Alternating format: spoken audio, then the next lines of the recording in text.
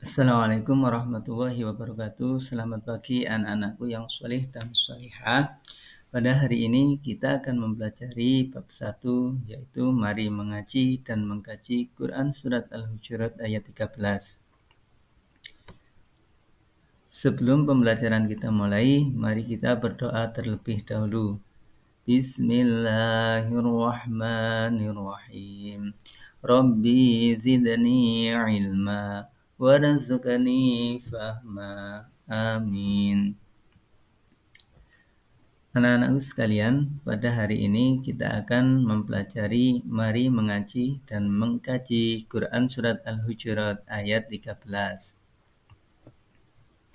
Pokok bahasan Quran Surat Al-Hujurat yang pertama yaitu membaca Quran Surat Al-Hujurat, kemudian menulis Quran Surat Al-Hujurat ayat 13, kemudian menghafal Quran Surat Al-Hujurat ayat 13, dan yang terakhir yaitu menggali pesan pokok Quran Surat Al-Hujurat ayat 13. Adapun tujuan pembelajaran pada kali ini yaitu setelah mengikuti kegiatan pembelajaran, anak-anak dapat 1. Membaca Quran Surat Al-Hujurat ayat 13 dengan tartil. Yang kedua, menjelaskan pesan pokok Quran Surat Al-Hujurat ayat 13 dengan baik. Yang ketiga, membuat paparan tentang pesan pokok Quran Surat Al-Hujurat ayat 13 dengan baik.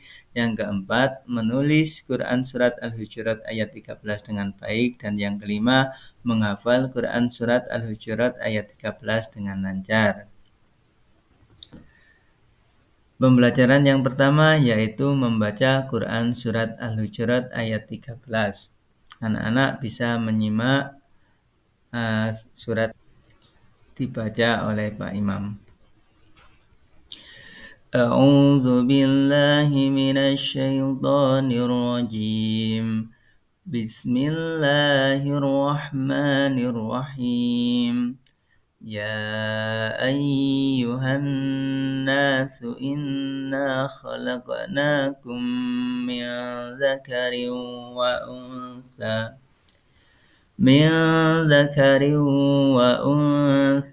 waj'alnakum syu'uban wa qabaila lita'arafu.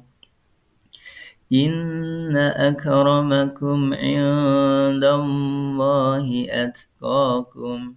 Innallaha alimun khabir. Setelah anak-anak menyimak bacaan dari saya, anak-anak bisa berlatih membaca bersama-sama.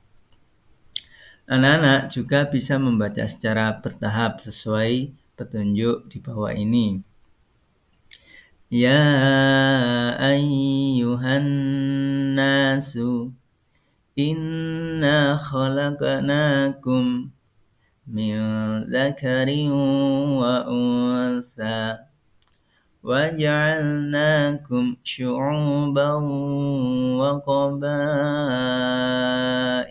lita'arafu. Inna akramakum indallahi atqakum. Innallaha alimun khabir. Setelah anak-anak membaca secara bertahap, anak-anak bisa memperhatikan warna yang ada dalam ayat Quran Surat Al-Hujurat ayat 13. Pada potongan ayat yang berwarna biru, ini menunjukkan bacaan mad, lebih tepatnya bacaan mad tabi'i, yang dibaca 2 ketukan atau 2 harokat. Contoh, lita'arafu. Untuk yang berwarna merah itu menunjukkan bacaan guna atau mendengung 2 harokat. Inna. Nah, seperti itu cara membacanya. Kemudian yang berwarna hijau ini menunjukkan bacaan qalqalah atau memantul. Khalaqnakum. Nah, seperti itu cara membacanya. Selanjutnya anak-anak, sebelum kita ke materi selanjutnya, saya ada sebuah pantun. Membawa koran dari mobil. Cakep. Membacanya di pematang sawah. Membaca Al-Quran dengan tartil, hati tenang, hidup berkah. Amin. Beli manisan di seberang jalan. Cakep. Dengan santun tundukkan kepala.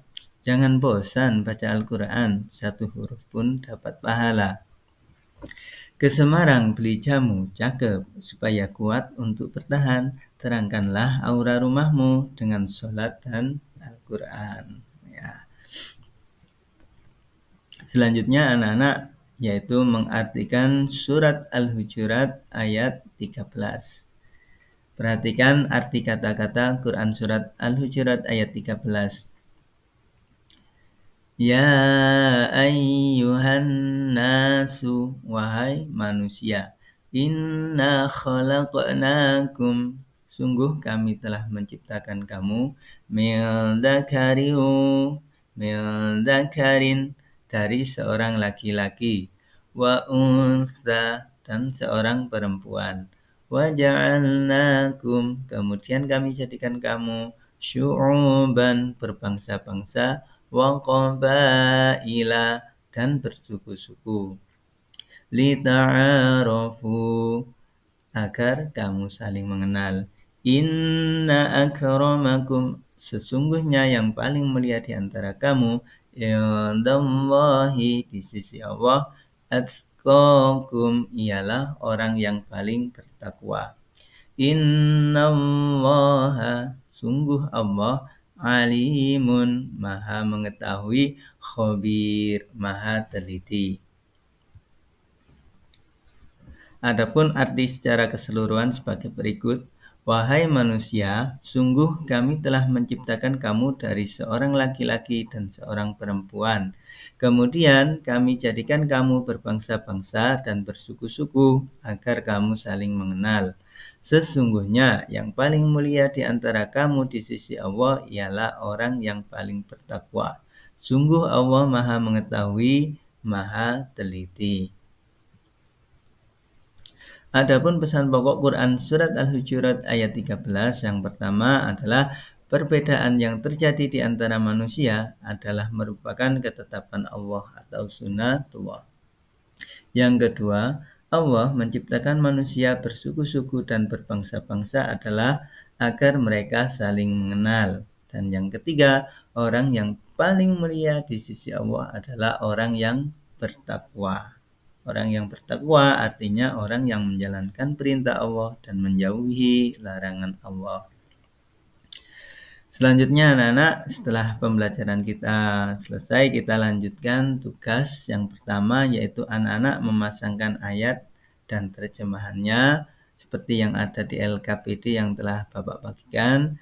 Kemudian tugas yang kedua, anak-anak menyalin atau menulis ulang. Di LKPD yang Bapak bagikan, anak-anak menulis di bawahnya ayat yang ada di LKPD. Yang terakhir, anak-anak mengisi lembar refleksi seperti itu. Sebelum pembelajaran kita akhiri anak-anak, mari kita tutup pembelajaran hari ini dengan membaca hamdalah bersama-sama. Alhamdulillah. Semoga pembelajaran pada hari ini bermanfaat. Wassalamualaikum warahmatullahi wabarakatuh.